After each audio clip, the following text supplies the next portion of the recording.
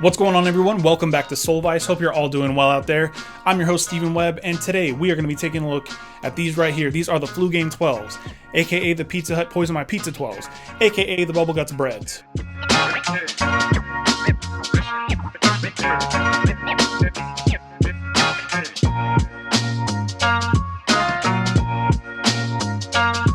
Now, this is going to be an in-depth look at these.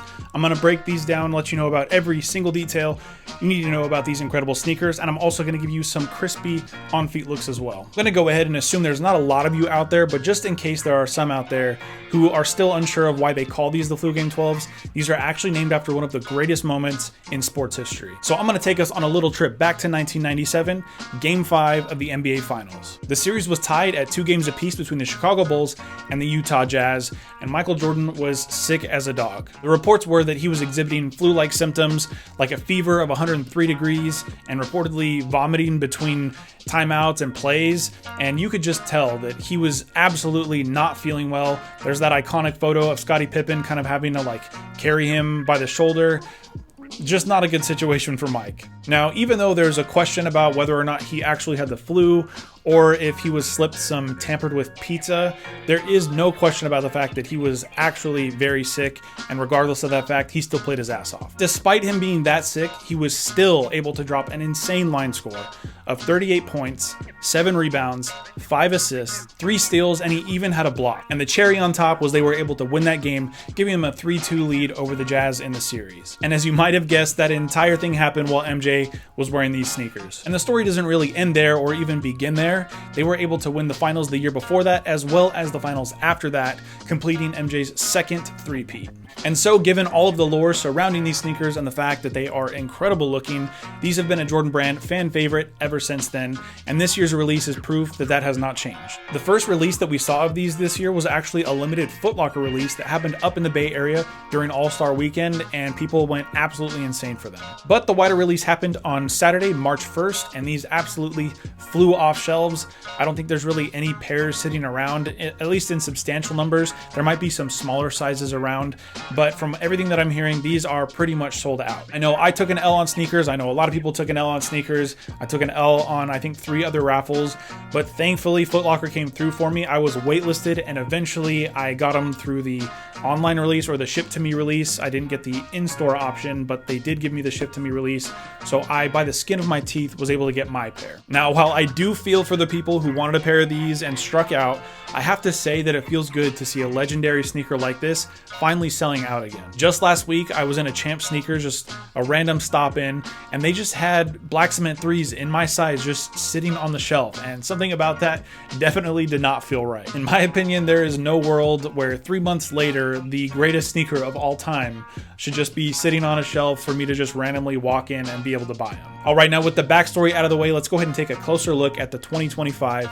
Flu Game 12s. First up, I just want to make a quick mention of the packaging. So it comes in this box that we've definitely seen before. This is kind of like the original style box, and they've started to bring these back. I want to say the first time they brought this box back was with the 2019 release of the Bread 11s. But what's special about this box in particular is that they really went back to the original and put that Nike swoosh up on the top instead of the Jumpman. Now, I don't have an original pair of 1997 Flu Game 12s, nor do I think I've even seen one in person, but from everything that I'm hearing from people who have seen them or do have a pair, this is the closest retro that we've actually seen to that 1997 original. As far as materials go, we have this black textured leather with these stitch lines that create a pattern that's supposed to be a reference to the Japanese rising sun flag. If you know your history and you know what was going on during World War II, and specifically what Japan was up to during World War II while they were using that flag, you'll know that it's pretty insane that they decided to reference that flag with this shoe, and you'll know why maybe Jordan Brand decided to cancel the use of that flag after a 2009 release of a colorway that was supposed to be an even more explicit reference to that flag. Now, moving down just a little bit, you've got mudguards on the lateral and the medial side of the shoe, both done in the same red reptilian textured leather.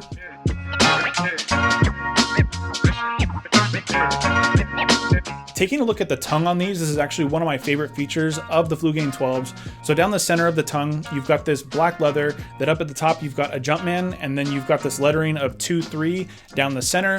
All of that done in red embroidery. But interestingly, on either side of that leather strip that runs down the center, you've got a mesh material that to my eye actually reminds me of some more reptile skin. It's kind of scaly and a little bit shiny.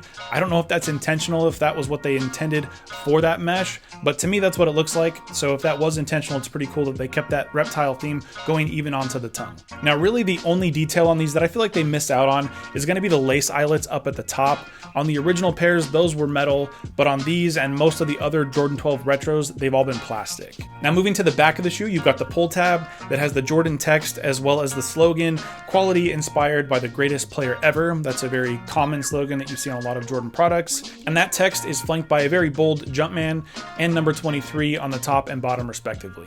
All right, now let's get into the nerdy shit. For the midsole, you've got a Phylon midsole, and encapsulated in that Phylon, very importantly, for the first time in the Air Jordan signature line, you've got Zoom Air. Yes, that's right. A full-length Zoom Air unit is in this shoe, and we'll talk more about that later. Flipping these over to take a look at the outsole, you've actually got one of the better Air Jordan outsoles, in my opinion. You've got these black herringbone traction pads, and those are surrounded by this glossy red rubber, and that glossy look on these is super rich. I love the way that that just makes the red pop.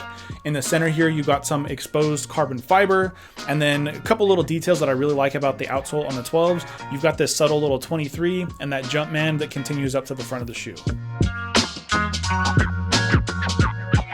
Now for sizing, I did go true to size on these and I think they fit great. So whatever your typical Air Jordan Retro size is, I would just go with that. I feel like these fit perfect true to size for me, but again, whatever you typically wear in Air Jordans, just do that and I think you'd be all right. Now I told you we'd talk about that Zoom Air again. Let's talk about the comfort on these. So the fact that these do have Zoom Air and it's also encapsulated in that Phylon, I think that makes for a very comfortable shoe, at least as far as Jordan Retros go. Zoom Air is my favorite midsole technology, especially when it's paired up with Phylon. You get the softness of the Phylon and then you get that energy return from the Zoom Air. So it gives you a nice soft bouncy feel that I think feels great under feet. Now, if I didn't already make it too obvious, these are obviously a 10 out of 10. This is an iconic sneaker tied to one of the most incredible feats in sports history. So I really don't think there's any question. These are absolutely a 10 out of 10. I actually didn't have any Jordan 12s up until this point. I always told myself until they drop flu games, I'm just going to keep passing. It was just like a way to save money. Even though those university gold and black 12s were pretty tempting, I stayed strong.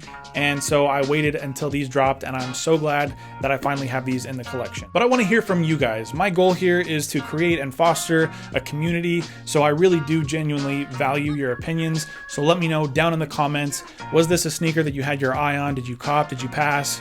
What do you think about these? And if you like this video, do me a huge favor, just hit that like button. It really does a ton to get my video pushed out to more people. And then to make sure that you don't miss any upcoming videos, make sure you subscribe and hit the notification bell.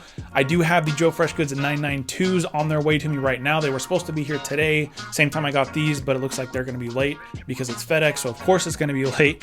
So I'll probably get those tomorrow and hopefully get a review for you guys up in the next few days. But until then, make sure you wear your damn shoes, and I'll see you in the next review.